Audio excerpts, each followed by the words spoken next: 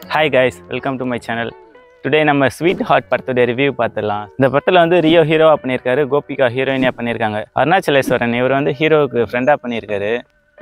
இந்த படத்தில் வந்து ஒரு 3 கேரக்டர் தான் மேஜராக ரோல் பண்ணியிருப்பாங்க. யார் யாருன்னு பார்த்தீங்கன்னா, ஃபஸ்ட்டு ரியோ, செகண்ட் அந்த கோபிகா ஹீரோயினியாக பண்ணியிருக்காங்க, தேர்ட் வந்து ரியோவுக்கு ஃப்ரெண்டாக பண்ணியிருக்காருல்ல அருணாச்சலேஸ்வரன் இவர் தான். இவங்க 3 பேரை சுற்றி தான் கதை ஃபுல்லாக போயிட்டு இருக்கும். இவங்க 3 பேர் தான் படம் ஃபுல்லாக போயிட்டு இருப்பாங்க, வேறு யாரையும் காட்ட மாட்டாங்க. அப்பப்போ ஹீரோயினுடைய ஃபேமிலியை மட்டும் காட்டுவாங்க, அவ்வளோதான். பெருசாக ஒன்றும் செலவு இல்லைன்னு நினைக்கிறேன். இந்த படத்துக்கு ஒரு அப்பார்ட்மெண்ட்டை காட்டுவாங்க, அவ்வளோதான், வேறு எதுவும் இல்லை. இந்த படத்துடைய ஆன்லைன் ஸ்டோரி என்னென்னு பார்த்தீங்கன்னா, ஹீரோவுக்கு வந்து மேரேஜ்னால் பிடிக்காது, ஹீரோயினுக்கு வந்து மேரேஜ்னால் பிடிக்கும். அவங்களுக்கு ஒரு ஃபேமிலியாக இருக்கணும்னு ஆசை, ஆனால் ஹீரோவுக்கு வந்து ஒரு ஃபேமிலியாக இருக்கணும் அப்படின்ட்டு ஆசை இருக்காது. அது சின்ன வயசுலேயே அவங்க அம்மா அவனை விட்டு போயிட்டு இருப்பாங்க, அதனால் அந்த மாதிரி ஒரு மைண்ட் செட்லேயே இருப்பான் ஹீரோ. ஒரு இடத்துல வந்து இதனாலே ஹீரோவுக்கும் ஹீரோயினிக்கும் சண்டை வந்துடும். அந்த சண்டை வர்றதுனால சரி ஹீரோயினியை வந்து வீட்டில் இருக்கும்போது ஹீரோ பார்க்க போவோம். அங்கே வந்து அவங்க ஹீரோயினுடைய அப்பா அம்மா முன்னாடி வந்து மாட்டிப்பாங்க. அதுக்கப்புறம் வந்து ஹீரோயினுடைய பேரண்ட்ஸ் வந்து ஹீரோயினியை வெளியே விட மாட்டாங்க. அந்த டைமில் பார்த்தா அவங்க கன்சீவ் ஆகிருப்பாங்க. வீட்டை விட்டு வெளியவும் போக முடியாமல் அந்த கருவை எப்படி கலைக்கிறது அப்படின்றது தான் இந்த படம் ஃபுல்லாகவே காட்டியிருப்பாங்க. இது வந்து தேவையில்லாத ஒரு படம்னு தான் நான் சொல்லுவேன். இருந்தாலும் சில பேர் இந்த மாதிரிலாம் இருக்கலாம், சில பேர் லைஃப்பில் இந்த மாதிரி நடக்கலாம். அதனால் எதுக்கும் ஒரு டைம் பார்க்கலாம், பார்த்தும் வச்சுக்கலாம், அவ்வளோதான். டைம் பாஸ் டைம் இருந்தால் பார்க்கலாம், இது கண்டிப்பாக பார்க்கணும் அப்படின்லாம் அவசியம் இல்லை. இந்த படம் இதில் பெருசாக பார்த்தீங்கன்னா ஹீரோயினுடைய நடிப்பு நல்லா இருந்துச்சு. ரியோ வந்து ஓரளவு ஓகேவாக பண்ணியிருக்காரு. இதுக்கு முன்னாடி நடித்த படம் அந்த அளவுக்குலாம் இல்லை. இது கொஞ்சம் சுமாராக தான் இருக்குது. ஹீரோவுடைய ஃப்ரெண்டாக ஒருத்தர் பண்ணியிருக்காருல்ல, அவருக்கு நல்லா இருக்குங்க கேரக்டரு. அவர் கேரக்டரு கொஞ்சம் காமெடியாக நல்லா போகுது. அங்கங்கே ஒரு சில காமெடி இருக்குது, பாவம் அவர் தான். ஹீரோவுடைய ஃப்ரெண்டு அவரு ஆள் ஒன்று இருக்கும், அது அவங்க 2 பேர் தான் பாவம் இந்த படத்தில். மியூசிக் வந்து யுவன் சங்கர் ராஜா போட்டிருக்காரு. அந்த அளவுக்கு ஒன்றும் பெருசாக இல்லை, இருந்தாலும் ஒரு ஆவரேஜ் படத்துக்கு போகிற மாதிரி நல்லா தான் போட்டிருக்காரு.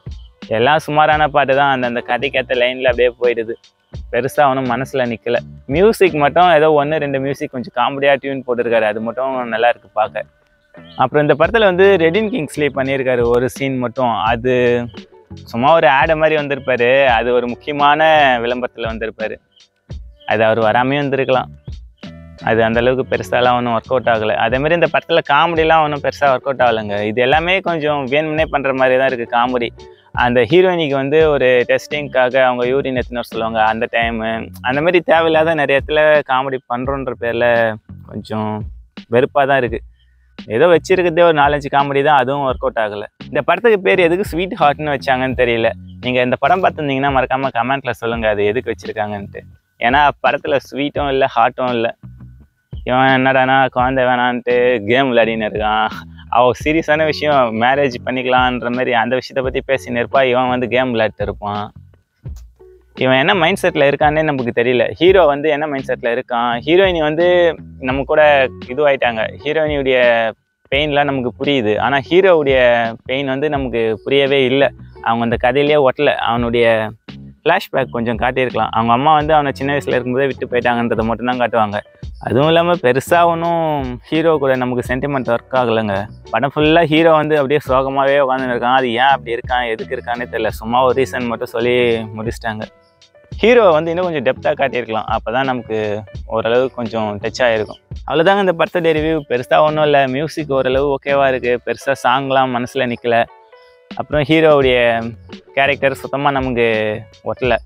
ஹீரோவுடைய ஃப்ரெண்டுடைய கேரக்டர் வேணால் ஓரளவு ஓகேவாக இருக்குது. மற்றபடி வேறு எதுவும் பெருசாக சொல்கிறதுக்கு இல்லைங்க. இந்த படம் வந்து டைம் ஃப்ரீயாக இருக்கும், போர் அடிக்குது, அந்த மாதிரி டைமில் பார்க்கலாம். கண்டிப்பாக பார்க்கணும் அப்படின்ற அவசியம்லாம் இல்லை. அவ்வளோதாங்க. நெக்ஸ்ட் வீடியோவில் பார்க்கலாம். மறக்காமல் சப்ஸ்கிரைப் பண்ணி வச்சுக்கோங்க. இதுக்கப்புறம் கண்டினியூவாக வீடியோஸ்லாம் வரும். நெக்ஸ்ட்டு என்ன படம் ரிவ்யூ சொல்லலாம் அப்படின்ட்டு கீழே கமெண்ட்டில் சொல்லுங்கள்.